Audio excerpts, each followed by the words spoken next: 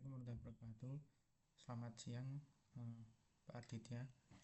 Perkenalkan, nama saya Torga Wisdendra dengan NIM A11 2023 15446 dari kelas penambangan data 4502. Di sini saya akan mempresentasikan bagaimana hasil proyek akhir saya untuk segmentasi tutupan lahan air dengan metode berbasis unit. Nah, untuk anggota kelompok sendiri yang pertama ada Torga Wisdendra, saya sendiri, kemudian ada Muhammad Syafan Midat, kemudian pertama Yuga Distira, Tegar Setia Wicaksono, dan Muhammad Syakif Akmal.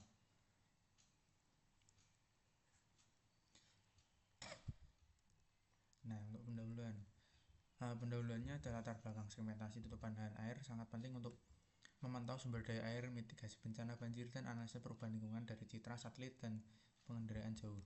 Nah, untuk tantangan, area perairan memiliki karakteristik visual yang menyerupai objek non-air seperti bayangan, jalan beraspal, dan lahan basah. Kemudian metode konvensional berbasis threshold ini kurang mampu menangani kompleks ini. Nah, mengapa untuk saya menggunakan segmentasi tutupan segmentasi tutupan lahan air? Karena untuk membantu masyarakat tentunya dalam mitigasi bencana, kemudian ada banjir, banjir, tsunami, dan lain sebagainya, yang intinya tentang adanya seperti bencana alam seperti itu. Kemudian untuk solusi di sini kami menggunakan pendekatan dengan deploy deep learning dengan arsitektur menggunakan unit untuk segmentasi pixel yang akurat dengan mempertahankan informasi spesial citra. Untuk unit sendiri itu merupakan ya dari CNN, cuman model yang lebih ke deep learning ya. Nah, ini ada dataset. Nah, untuk dataset yang saya gunakan itu ada dataset water bodies. Untuk citra RGB itu sebagai input, kemudian ada mass binary sebagai ground truth, kemudian ada pre-processing. Nah, pre-processing ada reset dan normalisasi, kemudian ada pembagian dataset. Nah, untuk augmentasi data itu rotasi dan flip, kemudian brightness dan kontras. Nah, untuk tujuannya itu ya mencegah overfitting seperti itu. Kemudian ini next, ini ada arsitektur unit atau arsitektur CNN untuk pixel based segmentation. Nah, untuk yang pertama itu ada encoder. Encoder itu merupakan ekstraksi fitur melalui konvolasi dan max polling. Nah, untuk menangkap fitur lokal, tetapi tekstur, kemudian fitur kompleks di level dalam. Nah, jadi encoder itu ada dua ya fiturnya. Kemudian ada decoder. Nah, decoder itu dekonstruksi peta segmentasi dengan upsampling. Nah, di sini ada dua. Yang pertama ada membalikan resolusi spesial, kemudian ada klasifikasi per pixel. Nah, jadi nanti setelah di encoder kita di klasifikasi untuk gambar atau pixelnya. Nah, kemudian yang ketiga ada skip connection atau koneksi skip connection itu merupakan koneksi langsung dari encoder ke decoder. Nah, untuk fungsinya apa? Fungsinya di sini untuk mempertahankan detail spesial, kemudian ada mempercepat konvergensi. Nah, next. Nah, ini ada hyperparameter training. Nah, untuk data yang digunakan itu ada 5 playpods. Nah, tapi nanti yang saya deploy atau saya di training itu nanti kemungkinan ya kurang lebih ada 10 lah. Nah, untuk optimizer adaptive moment estimasi dengan learning rate adapter atau ADAM. Kemudian ada pembelajaran rata-rata, yaitu nilai kecil untuk stabilis training itu aja 0,0001. Kemudian ada loss function. Nah, untuk loss function itu di sini ada binary cross tempori, kemudian ada check loss. Nah, untuk binary cross entropy itu kesalahan klasifikasi per pixel. Nah, untuk yang kedua ada dig loss atau kesesuaian area prediksi dengan ground truth. Nah, untuk metrik evaluasi pertama ada akurasi, yaitu untuk presentasi pixel binar. Nah kemudian ada decoefficient itu kesesuaian area, kemudian ada IOU atau interaction over union. Nah itu seperti itu kurang lebihnya untuk bagian parameter training atau parameter pada pelatihan parameter. Nah ini hasil training. Nah kurang lebih untuk akurasi per pos itu akurasi pos itu adalah 9,8, untuk disk coefficient itu 0,8 dan IOU nya itu 0,9. Nah itu cukup baik ya, jadi grafiknya naik seperti itu. Kemudian ada visualisasi hasil prediksi. Nah untuk performa model, keunggulan itu yang pertama ada identifikasi badan air yang jelas, kemudian mempertahankan bentuk objek, ada kontras tinggi dengan lingkungan. Nah untuk kesalahan atau kekurangan itu tepi objek airnya itu agak susah ya, kemudian untuk bayangan dan permukaan itu kadang gelap, kemudian ada transisi air dan daratan. Nah, itu yang buat kami agak kesusahan. Kemudian ada citra input atau citra RGB dengan variasi warna, tekstur, dan cahayaan. Kemudian ada ground truth itu mas biner sebagai label kebenaran, atau putih sama dengan air, nah hitam sama dengan non air. Nah, jadi yang membedakan air dan daratan itu ditanding dengan warna putih dan hitam. Nah untuk hasil prediksi sendiri di sini mas segmentasi hasil intervensi itu pemodelannya itu ya dari unit. Nah untuk parameter sendiri yang saya gunakan atau yang kami gunakan, kelompok kami menggunakan threshold dan overlay untuk validasi kualitatif. Next, nah ini ada analisis perbandingan model. Nah untuk perbandingan model yang pertama ada keunggulan unit atau deep learningnya dari CNN ya. Nah untuk unit itu yang pertama ada mempertahankan detail citra, kemudian ada efektif untuk citra, penginderaan jauh, kemudian akurasi segmentasi tinggi, kemudian ada fleksibel untuk berbagai skala objek. Nah untuk kekurangan dari unit itu yang pertama ada komputasi relatif besar, yang kedua sensitif terhadap kualitas ground truth, yang ketiga ada kesulitan pada area visual ambigu, kemudian yang keempat ada potensi overfitting pada dataset terbatas. Nah untuk generasi model itu model menunjukkan konsistensi pada data uji dengan variasi pencahayaan dan bentuk objek. Nah untuk augmentasinya sendiri, data berperan penting dalam meningkatkan kemampuan generalisasi. Nah untuk pengaruh arsitektur,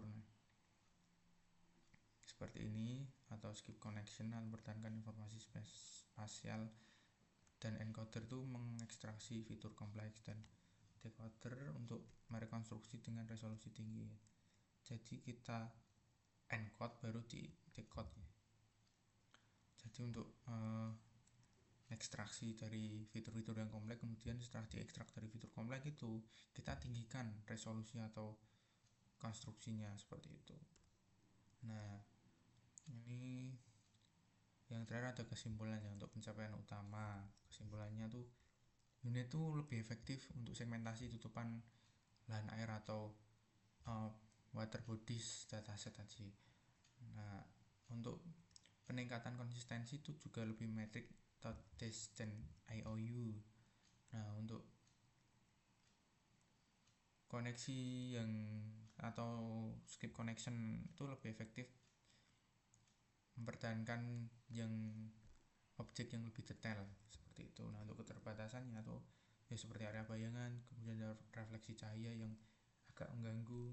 Nah untuk potensi aplikasi ya untuk pemantauan air, kemudian mitigasi bencana yang udah saya katakan tadi di awal ya. Untuk banjir itu juga bisa, tsunami juga bisa seperti itu. Nah ada saran pengembangan. Nah, untuk saran pengembangan itu dataset. Nah dataset itu bisa ditingkatkan dari jumlah dan variasi dataset untuk generalisasi lebih baik. Nah, kemudian ada arsitektur, eksplorasi attention unit atau resident unit untuk area kompleks, kemudian metrik. Nah itu penambahan precision dan recall untuk evaluasi komprehensif. Nah yang keempat ada ground truth untuk perbaikan kualitas mesh terutama pada batas objek air. Kemudian hyperparameter optimasi learning red apples dan badges untuk hasil optimal. Kemudian implementasi. Nah, pada implementasi itu penerapan pada setiap data satelit nyata untuk pemantauan lingkungan. Next. Nah, terima kasih. Nah, mungkin seperti itu presentasi dari kelompok saya atau dari kelompok 3 kurang lebihnya. Mohon maaf. Nah, tapi sebelum itu saya mau menunjukkan hasil codingan saya atau code saya. Nah, ini saya juga membuatkan ini ya, Streamlit atau aplikasinya tuh saya menggunakan Streamlit untuk deteksi. Ini codingannya menggunakan library Python. Nah, ini ada fitur maaf, untuk filenya ada segmentasi, kemudian ada ini tentang tutorial. Nah, untuk menjalankannya itu saya menggunakan virtual environment atau VENV. Nah, ini saya bisa coba.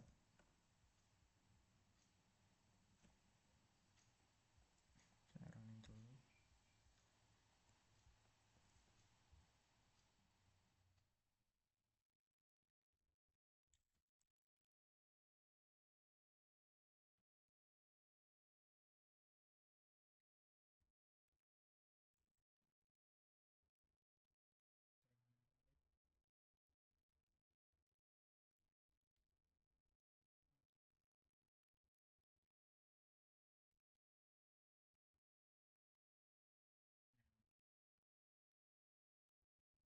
Jadi ini teman-teman hasil Streamlit saya. Nah, ini segmentasi tentang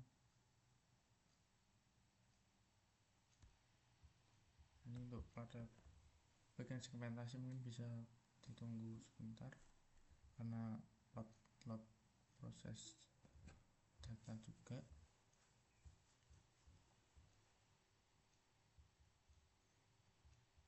Nanti kita akan mencobakan juga untuk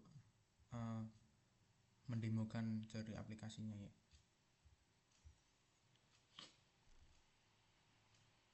Harap bersabar.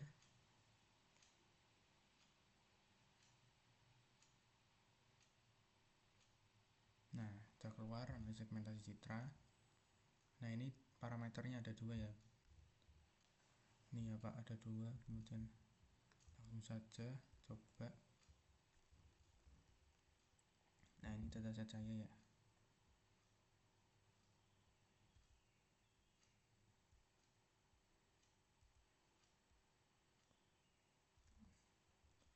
Nah, ini jadi datasetnya itu dari citra satelit. Mungkin bisa masukkan satu dataset. Untuk total datanya itu di sini ada 2000-an ya. Nah, coba ini Waterfall 769 berprocessing, proses.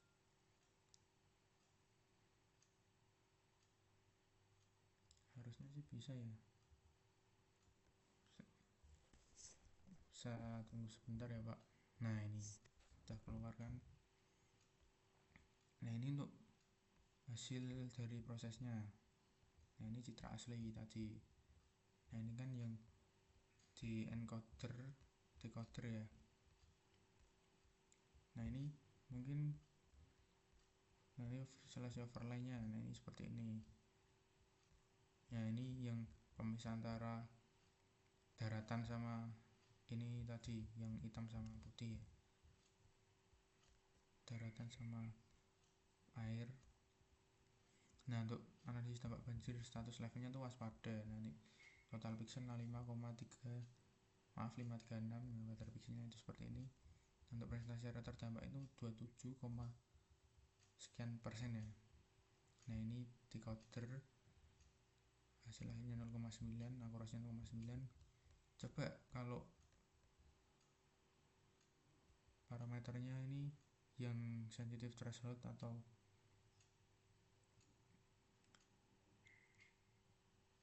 threshold ini dibikin 70, 30 maaf.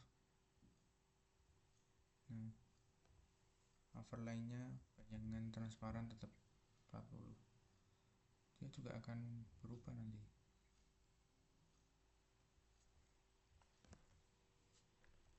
Nah ini dia lebih kurang baca air ya ini ya, masih kena tadi seperti itu. Nah ini untuk hasil, maaf, nah ini hasil proses akurasi saya. Nah, ada 10 tadi ya yang pasnya.